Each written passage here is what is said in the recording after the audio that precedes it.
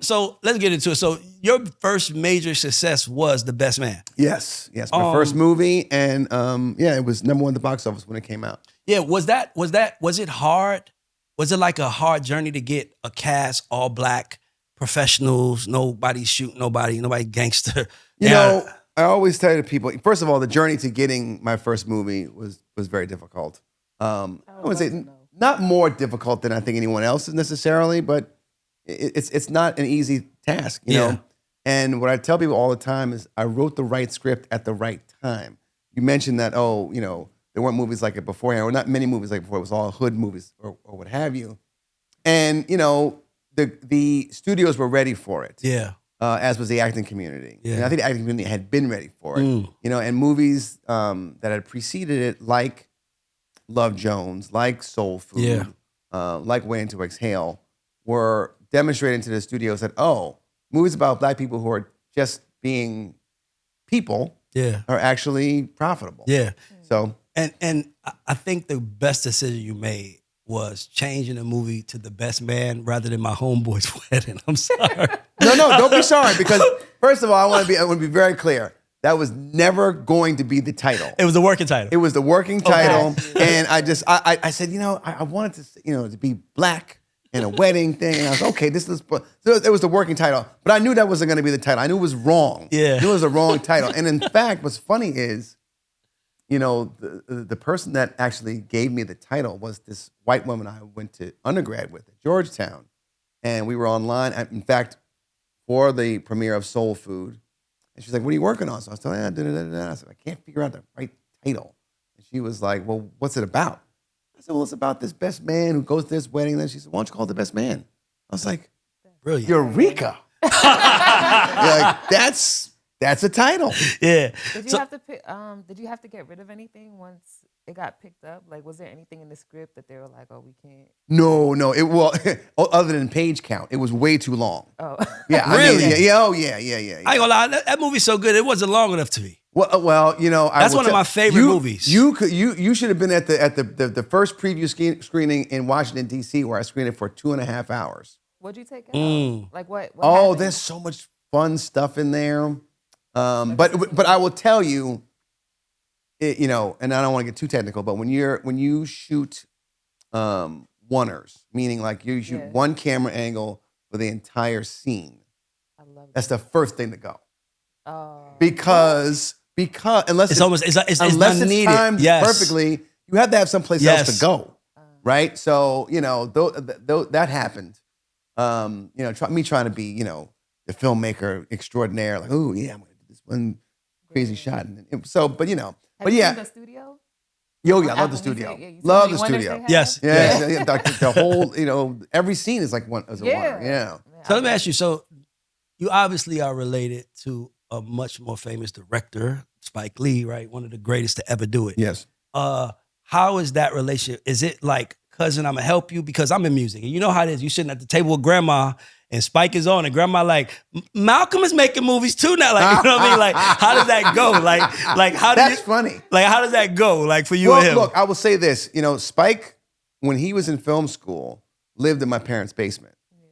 And so I got to see very early on the emergence of a great American filmmaker who happened to be in my family. And so, he always employed me as a production assistant. He always encouraged me to, pursue film and write black film and whatnot. And then we got to a point where, I'd been a production assistant. I got to be a director's assistant. I got to be a director trainee. And, there really wasn't much more for me to go in that capacity. Yeah. And I remember one summer where I couldn't really find a job. I had already written my 4th screenplay, and I needed some work. And I was like, hey, so I can get on He Got Game. He was like, nah. That was it. And I was like, You knew what it was from there. yeah. I mean, here's the thing. I was like, it's like he had helped enough until he was actually producing my first movie, which was The Best Man. Wow. Yeah. So that, once and the funny thing about it is, the Best Man, I wasn't even intending to direct. I wrote this romantic comedy that I felt was like, be a classic New York love story. along the lines of Annie Hall or When Harry Met Sally. So you And- knew it was going to be a classic. What I knew what was going to be a classic. The Best Man. Well, no, I'm saying I was going to do this other movie. Oh. I had written this other movie, and I was just like, I couldn't find the money I couldn't raise the money. I said, I'm going to write something so commercial that I'm going to take that money. I'm going to sell the script, I love take that. the money, and make my my romantic comedy. And that script happened to be The Best Man. Wow. In the midst of writing it, I was like, I can direct this. So where does so I want you to know something. I'm an avid movie watcher. Like my team know I reference a movie 20, 30 times a day. So Okay. like I probably know a lot more about your movies than most people should or you want them to know. My question is when you were making The Best Man, what character, when you're writing on paper, did you personally identify with the most? Like who's most like you? People will immediately think, oh, it must be Harper. It got to be the most complicated character, right? That's what I they mean, think. he's certainly one of them, but Jordan is very much a character that I relate to. Okay. Because of how driven she is. I'm gonna say she's a girl. Okay, I'm gonna say okay, that's She's very, very driven and very career oriented, Yeah. and that was definitely me. And as far as love was concerned, that's cool, but I got to do this. question. Right? You have one of the most classic scenes in a movie where the uncle says 5, 4, and everybody do the lecture slide. My question to you: if you made that same movie in 2025, what song do you end it with now? Is it still Cameo's Candy, or do you?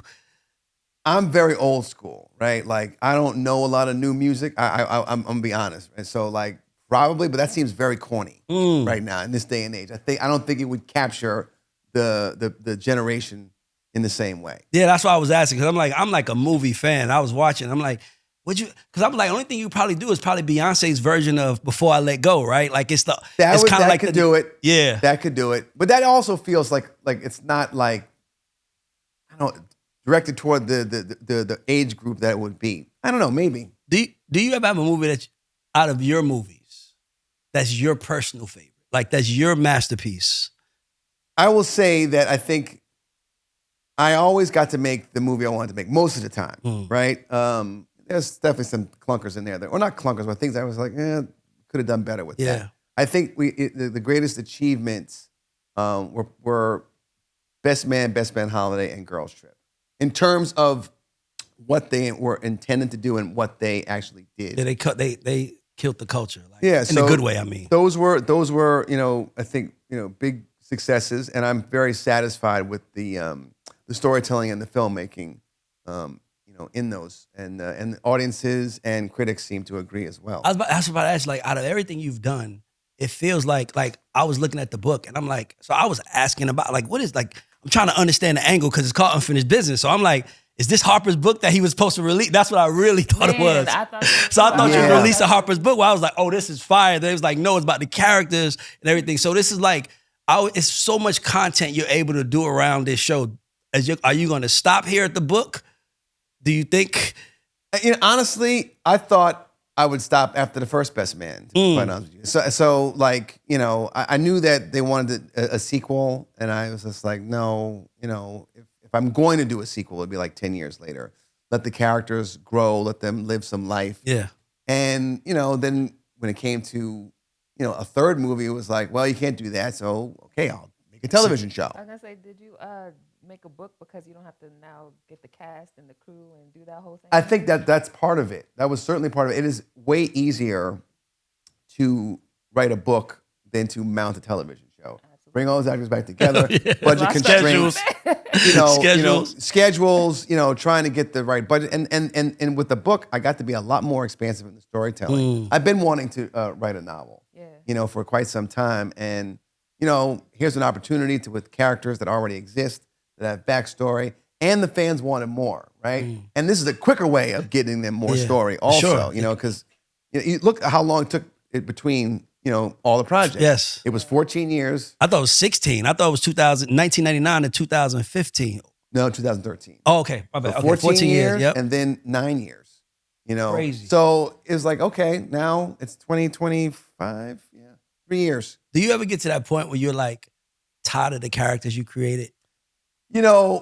I get tired when I'm on set. I get tired of everybody. Yes, exactly. You know, I don't want to deal with anybody. Like, you know, it's always the same thing. When I'm writing, I'm like, oh, don't stop messing around with the script. Let's get to the set. And then when I get to the set, I'm just like, get me out of here. Yeah. You know, but no, honestly, these are characters that are very near and dear to my heart. They came out of my brain, and I'm just like, there's more story to potentially tell here. And there's such a rabid and robust fan base that I want to try to satisfy them. And I'm going to do that with this book that just came out yesterday, and 2 more in the works. 2 more. The trilogy. Oh, wow. Yeah. I will say this: the first book, each book is supposed to like dedicate a chapter to each character's point of view, right? So we want to do this first book: Harper, Robin, Jordan. Then the next book we go Lance and his new bride, Quentin, Shelby, Murch, Candace. And then everyone would, get their perspective in the third book. But it just so happens we didn't wrap things up quite neatly in book 1. There's definitely a cliffhanger at the end of it. And it wasn't planned. It was not planned. It's just, when you're writing, you just have to kind of go where the story and the characters dictate.